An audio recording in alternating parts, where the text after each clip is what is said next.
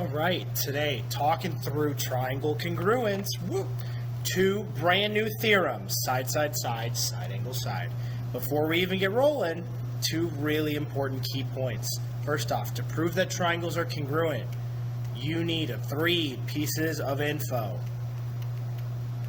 That's the very first thing, okay? One special case, gotta go over it in the next section, not this one. But, you need three, okay? Second key point. Angles are not enough info. If all you have is angles, you don't know a thing if they are congruent or not. I'll explain why. Alright, side, side, side theorem. This tells me three sides of one triangle are congruent to three sides of another triangle, then the triangles themselves are congruent. So think, just if you have all three sides are the same between two triangles, the triangles are congruent. And since the triangles then are congruent, all of the corresponding angles are congruent. But you can't have angles, gotta start off with the sides. Okay? Next one, side angle side. Think, follow the order. SAS. So I have two pairs of congruent sides and a pair of congruent angles. Key thing here, that angle has to be included. Included angle.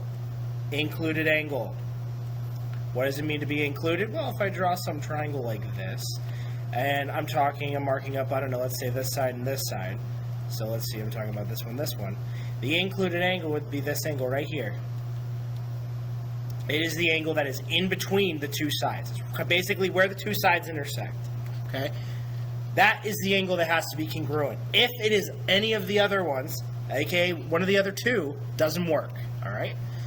So, let's get rolling through some examples. We're trying to determine, are these triangles congruent or not? So if I take a look at this first one, I have three pairs of congruent sides between the two triangles. This here, boom, easiest case of side, side, side. Congruent by side, side, side. Done, call it a day. Next one, I have two pairs of congruent sides between these triangles and a pair of congruent angles. So I'm checking side, angle, side. Now we have to ask ourselves, are these angles here included between my congruent sides? And are they? Oh, you bet they are. So we know that these triangles are congruent by side, angle, side. Wonderful. Let's move on. Alright, we got some extra info cases. Woohoo, good stuff. Extra info number one. Well, if we take a look, I have two pairs of congruent sides marked. Now, if I take a look, though, I think it's like I have this side right here. It's shared between the two triangles. So really what's happening here is I have two triangles, 1 and 2. So if I were to split these bad boys up, boom, boom, I have this for 2, and then for 1, this is what I got. Well, since this side is shared between the two triangles, when I split it, that length is not going to be any different. So that's congruent. Boom, boom. So if we take a look at this drawing, these triangles are in fact congruent by side, side, side. Okay? This is an example of extra info number one. Whenever you have shared sides,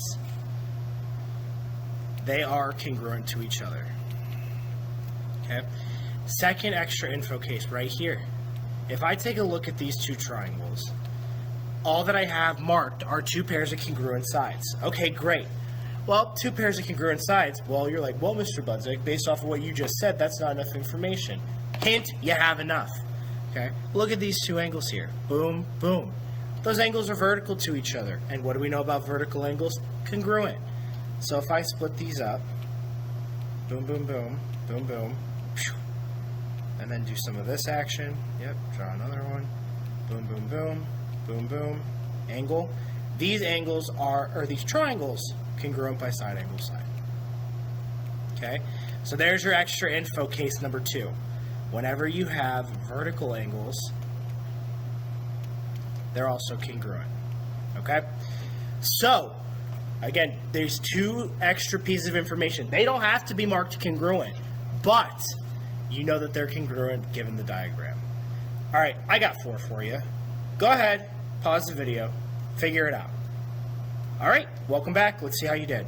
If I take a look at these first two triangles, all I have are angles. Angles are not enough info.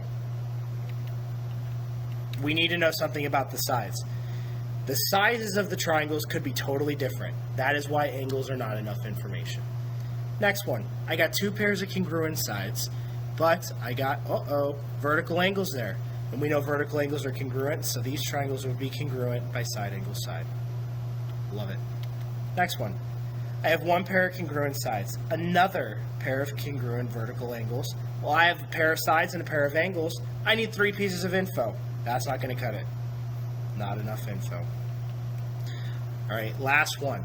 I'm given a pair of congruent sides and then a pair of congruent angles. I got this shared side right here in the middle.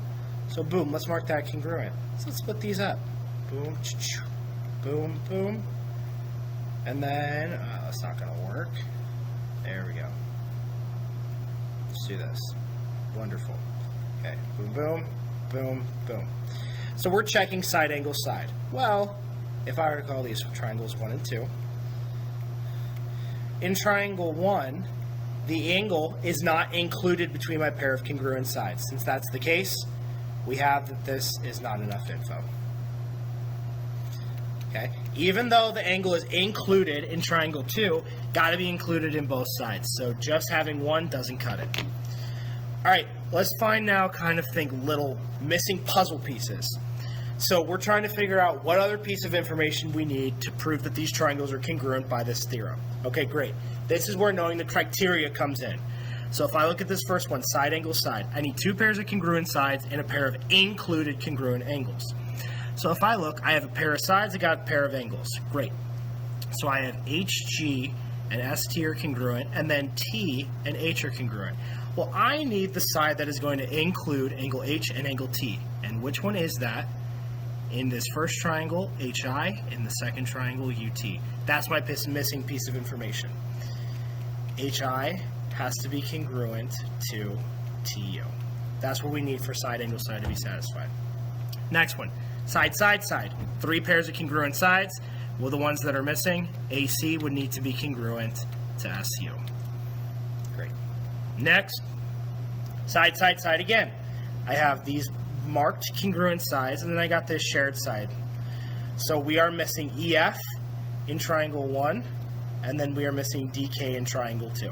That's what we need to be congruent. EF needs to be congruent to DK. Okay, next up, side angle side. I have a pair of congruent sides marked. I got vertical angles, so those 2 angles are congruent. So now we need to think which sides will include those marked angles, and if we take a look, it's going to be these ones right here. That's going to put those angles in between in the middle.